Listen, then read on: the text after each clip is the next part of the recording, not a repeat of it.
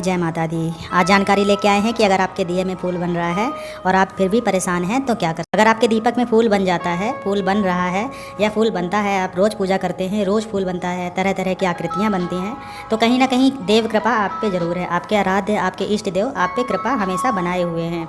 लेकिन फिर भी कुछ लोगों का ये कहना है कि उनके दीपक में फूल बनता है, वो पूरे मन से, पूरे श्रद्धा से पूजा करते हैं, उनका पूरा विश्वास है भगवान के ऊपर, फिर भी उनकी ज़िंदगी में बहुत सारी परेशानियां हैं।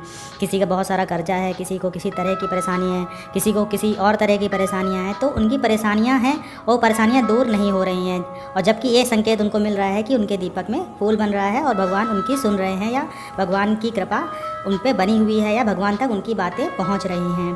तो ऐसा हम क्या कर सकते हैं जिनसे इन परेशानियों से थोड़ा बहुत छुटकारा मिल जाए। देखिए, पूरी तरह से छुटकारा मिलना असंभव है, क्योंकि कुछ चीज़ें नियति में भी लिखी होती हैं, कुछ चीज़ें हमारे भाग्य में भी लिखी होती हैं। ये होता है कि जैसे हमारे भाग्य में जो कष्ट लिखे हैं, जो परेशानियां लिखी हैं, वो तो होंगी ही होंगी, लेकिन आप उपाय के जरिए उन कष्टों को, परेशानियों को कम कर सकते हैं। आपके जीवन में जो कष्ट होने वाले हैं वो कम हो जाएंगे, परेशानियां कम हो जाएंगी उपाय करने से। तो हम जानते हैं कि उपाय क्या कर सकते हैं। तो पहला उपाय ये है कि आपको कहीं पे भी, जैसे घर के आसपास कहीं पे भी चींटियों का घर दिख जाए, जैसे चिड़ियाँ छेद बना के मिट्टी में रहने लगती हैं, घर के आसपास कहीं पार्क हो या कोई खुली जगह हो, मिट्टी में देखिए जहाँ चींटियाँ अपना घर बना के रह रही हूँ, तो उन चींटियों के घर के बाहर आप रोज़ सुबह जाके, पूजा के समय जाके थोड़ी सी चीनी डाल के आ जाइए। चीनी डाल के आ जाइए, या आपके घर में बिस्किट वगैरह रखें तो उसको पीस के डाल के आ जाइए। एक उपाय आप ये कर सकते हैं।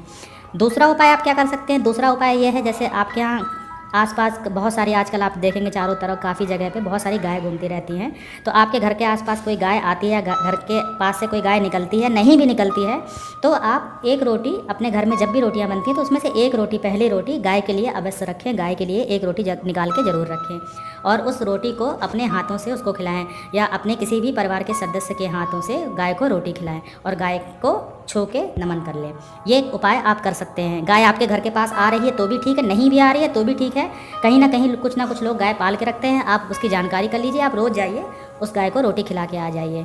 ज़रूरी नहीं है कि आप सुबह ही खिला दें, जब भी आपको समय मिलता है, आप उस तरफ से निकलते हैं या आप ऑफिस जाते हैं, कहीं जाते हैं, रास्ते में आपको गाय दिख जाती है, तब भी आप उसे रोटी खिला सकते हैं। तो ये एक काम है जिसको आप करेंगे तो आपके जीवन में बदलाव अवश्य होगा। तीसरा उपाय ये है कि शाम के टाइम जब भी आप खाना पीना खा लेते हैं तो घर में खाना ज़रूर बचता होगा, तो उस खाने को फेंकिए नहीं।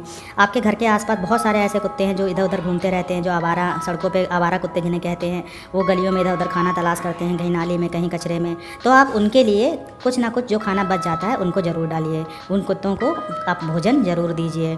इससे भी आपके जीवन में बहुत सारे कष्ट जो हैं वो ख़त्म हो जाएंगे।